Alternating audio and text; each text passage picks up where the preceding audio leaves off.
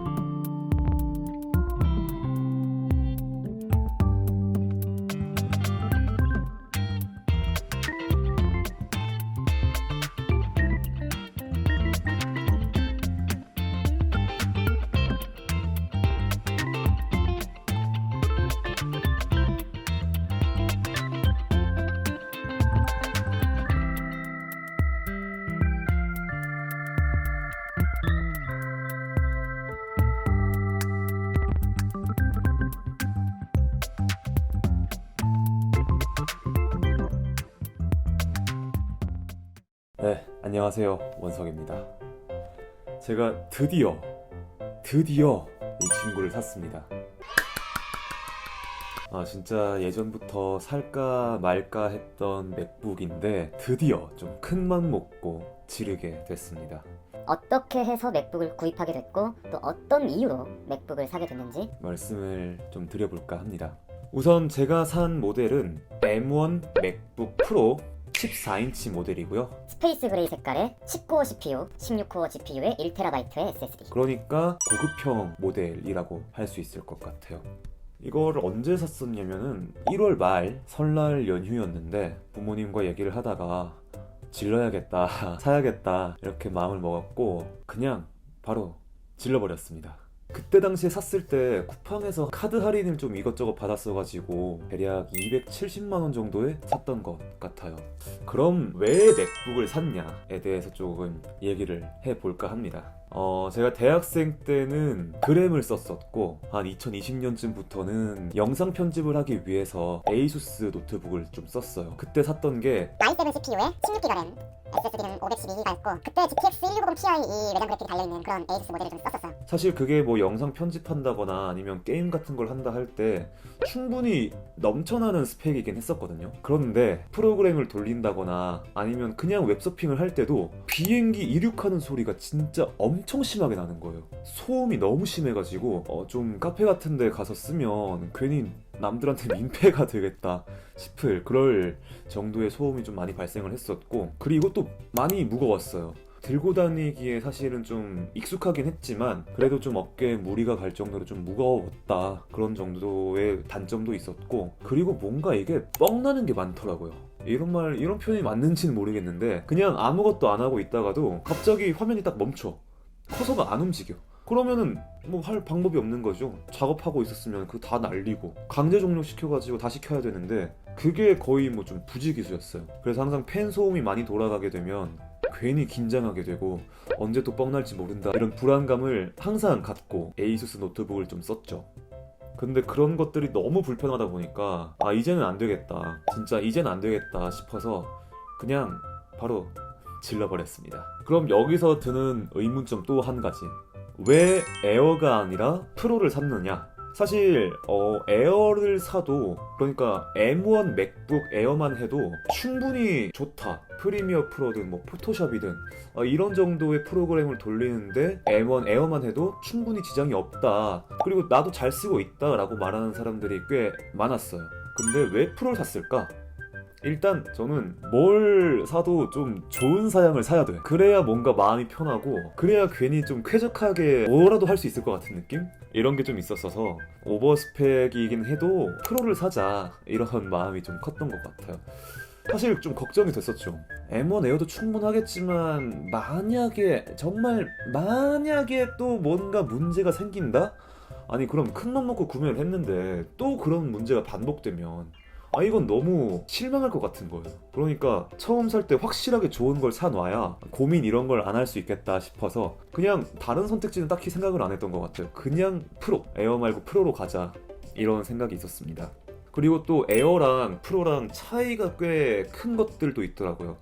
뭐 배터리 타임이나 아니면 뭐 포트 구성 뭐 이런 것들도 좀 분명히 에어와 프로가 다른 것들이 존재를 하기 때문에 그런 여러 가지 특장점들을 좀 살려보고자 그냥 프로로 구입을 했습니다. 이왕 큰 돈 주고 살 건데 좋은 거 사서 오래오래 쓰면 그게 장땡이지 않겠습니까? 뭐 오래오래 잘 쓰면 더 좋을 것 같다는 생각에 프로 모델 중에 고르게 됐습니다. 그러면 이제 남았던 선택지가 왜 14인치였고 왜 고급형 모델이었을까? 제가 16인치를 과감하게 포기한 이유는 일단 가격. 16인치 너무 비싸던데? 16인치가 앞자리가 3으로 시작하고 14인치가 그래도 얼추 맞추면 2에서 떨어지더라고요. 아니 사실 앞자리가 2인 것도 사실 좀 부담스럽긴 하죠. 좀 부담스럽긴 했는데 300대는 좀 너무하겠다. 이거 갖다가 허리 휜다. 이거는 아무리 내 몸을 갈아도 진짜 커버하기 힘들다. 이런 생각이 들었어서 그냥 딱 14인치를 골랐습니다. 원래 쓰던 노트북이 15인치 정도 되고 좀 무게도 많이 나갔다 보니까 이번엔 휴대성을 조금 더 신경 쓰자 싶더라고요. 14인치로 구매를 결정했습니다. 그리고 고급형 모델을 선택한 이유, 물론 8코어 CPU, 10코어 GPU, 그러니까 기본형 모델을 당연히 고려를 했죠. 기본형 모델도 고려를 하긴 했는데 그냥 사실 뭐 큰 이유 없어요. 그냥 좋은 거 쓰고 싶은 마음에 가격 차이도 막 그렇게 엄청 크게 나지는 않는 것 같아서 그냥 고급형으로 딱 봤습니다. 사실 쿠팡에서 할인을 좀 이상하게 해가지고 기본형이 이거 고급형보다 조금 더 비싼 모델도 있더라고요. 간혹 가다가. 그럼 이제 이런 문제도 또 있죠. 아니 M2 프로도 나왔는데 왜 M1 프로를 샀냐? 해외에서는 이미 M2 프로가 오프라인으로 공개가 됐고 뭐 그걸 쓰는 사람들이나 개봉기나 이런 것들도 조금씩 보이고 있더라고요.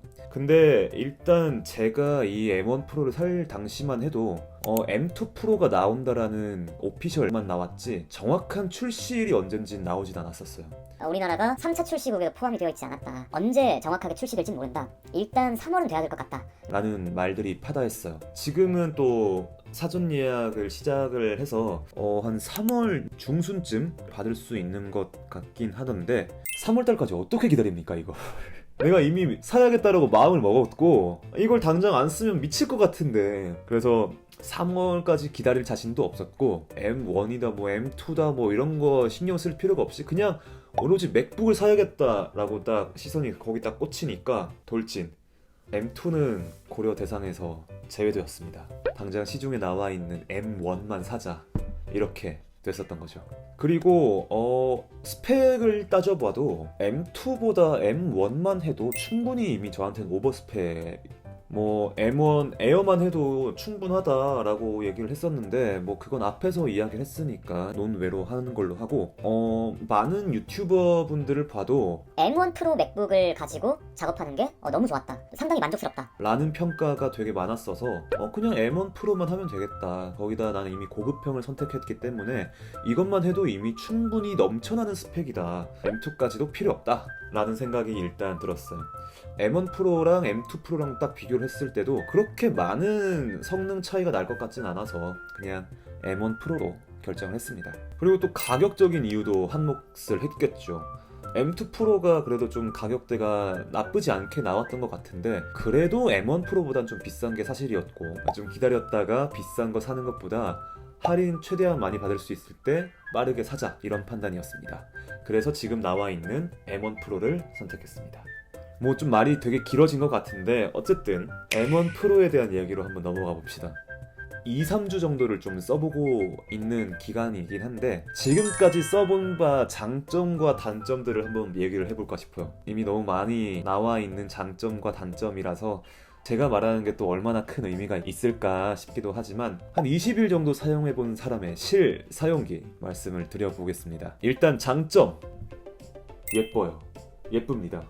물론 옆모습 보면 좀 뭉툭해서 좀 애매한데 싶긴 한데 그래도 제가 뭐 옆모습을 볼 일이 얼마나 되겠습니까? 제가 주로 보는 건 딱 이 모습이죠. 스페이스 그레이 색깔의 애플 로고가 딱 박혀있는 이 상판의 모습을 주로 보게 될 건데 예쁩니다. 진짜로 만족감이 상당합니다. 그리고 좀 그런 거 있는 것 같아요. 카페에 들어갔어. 가방을 딱 내려놔. 그리고 가방에서 싹 꺼내. 맥북이야. 찢어지지. 진짜 좋더라고요. 근데 그래서 괜히 테이블 위에다가 이거 맥북 올려놓고 화장실 갔다가 오고 막 그런 적도 있었는데, 아무튼 뭐 보여지는 것으로도 되게 만족감이 좋다, 일단 이런 게 있고, 성능적으로도 되게 만족스러웠어요. 역시 M1 프로 또 고급형 모델이다 보니까 여러 가지 작동을 시키는데도 크게 무리가 없이 정말 잘 돌아간다. 그리고 예전에 썼던 노트북은 정말 팬 소음이 너무 심했었다 했잖아요. 소음이 없어요. 거의 안 나요, 진짜. 뭐 발열을 잡기 위해서 팬이 들어가 있는데 돌아가나 싶을 정도로 진짜 소리가 안 나더라고요. 정숙성이 너무나도 좋기 때문에 만족스럽습니다. 너무 조용하고, 근데 성능은 또 너무 좋아. 좋죠. 최고입니다. 그리고 전 또 카메라로 지금 또 찍고 있는데, 카메라에 SD카드가 있잖아요. 그 SD카드를 바로 뽑아가지고 리더기에 연결을 하고 뭐 작업을 했었는데, SD카드 포트가 달려있어요. 그래서 여기다 바로 꽂아가지고 바로 실시간으로 영상들을 옮기고 사진도 옮기고 할 수가 있어요. 이게 진짜 다른 허브가 필요 없다라는 게 너무 큰 장점 중에 하나더라고요. 괜히 막 치렁치렁 여기도 막 달려있어가지고 들었을 때 막 주렁주렁 매달려 있는 그런 것보다 이 맥북 프로 하나만 있으면은 이것 꽂고 저것 꽂고 해도 작업이 다 된다. 얼마나 좋은 호환성입니까? 이런 걸 딱 봤을 때 맥북 프로 상당히 좋다, 만족스럽다, 이런 생각을 갖고 있습니다. 이 정도 장점이 사실 뭐 전부일 것 같아요. 영상 작업하는데 무리가 없다, 예쁘다, 포트 호환성도 좋다. 아 맞다, 장점 하나 더 있다. 제가 모든 것들을 다 애플 제품으로 쓰고 있다 보니까 에어드랍 같은 걸로 데이터 공유하는 게 최고. 진짜 아이폰에서 영상 찍고 맥북으로 바로 넘기는 게 너무 빨라져서 작업 속도가 꽤 빨라질 것 같습니다. 단점을 얘기하자면 아무래도 평생 윈도우만 써오던 사람이 갑자기 맥으로 넘어오니까 적응이 안 되는 거예요, 진짜. 그동안 애플 워치도 있고 아이폰도 있고 아이패드도 잘 써왔고 충분히 헤비 앱 등임에도 불구하고 애플의 생태계에 상당히 적응이 많이 되어 있는 상태임에도 불구하고 맥은 좀 다르더라고요.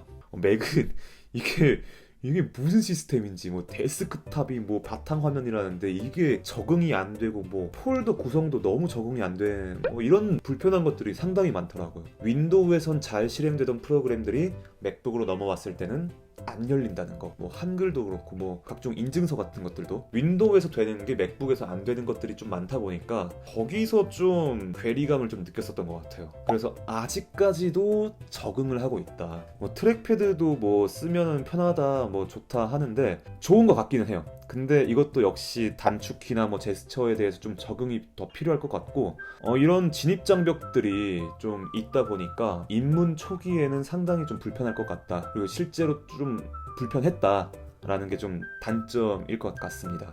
근데 사실 이것 말고는 크게 딱히 단점이 없는 것 같기는 해요.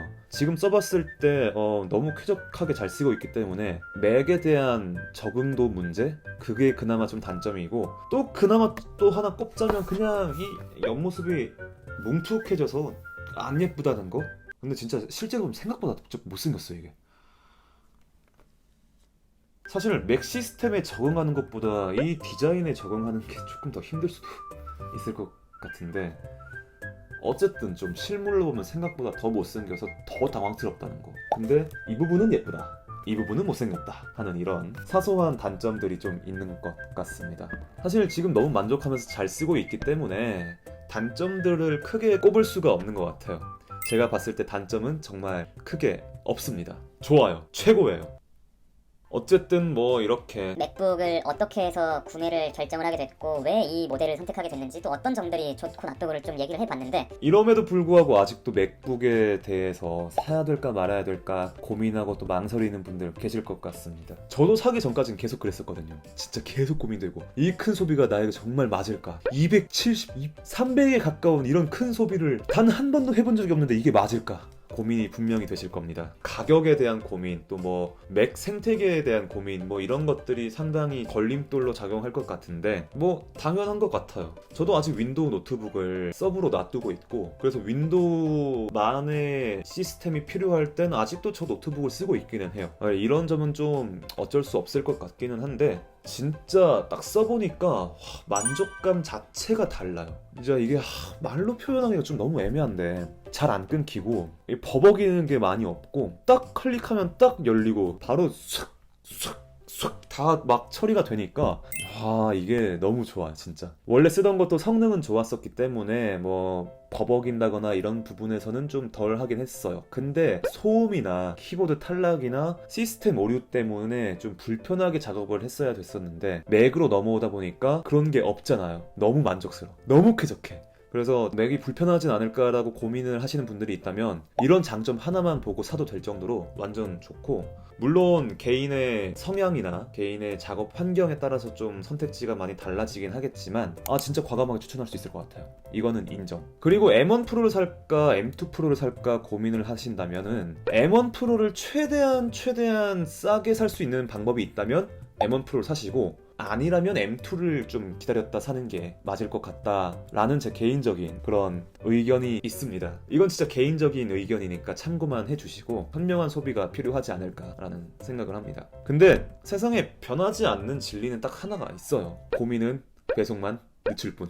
진짜 그렇게 막 고민하는 시간에 빠르게 결정을 해서 빠르게 이런 만족감을 느껴보면은 그 고민하는 시간보다 이 만족감에 대한 효용이 훨씬 더 크다고 생각합니다. 그런다고 해서 물론 막 이걸 충동 구매해서 빨리 사야 된다, 그냥 별 생각 없이 그냥 바로 사야겠다, 뭐 이런 건 절대 아니죠. 용도와 목적에 맞게 잘 고민을 하셔서 그 고민이 끝났다면 과감하게 투자를 하시면 될 것 같습니다. 모쪼록 이렇게 맥북에 대한 얘기들을 모두 해봤는데 진짜 써보니까 만족감이 남다르다라는 걸 계속해서 얘기를 하고 있죠. 이렇게 쾌적한 환경에서 작업할 수 있다는 게 너무 만족스럽고, 앞으로 또 정말 많은 것들을 이 맥북을 통해서 만들어 가볼 생각입니다.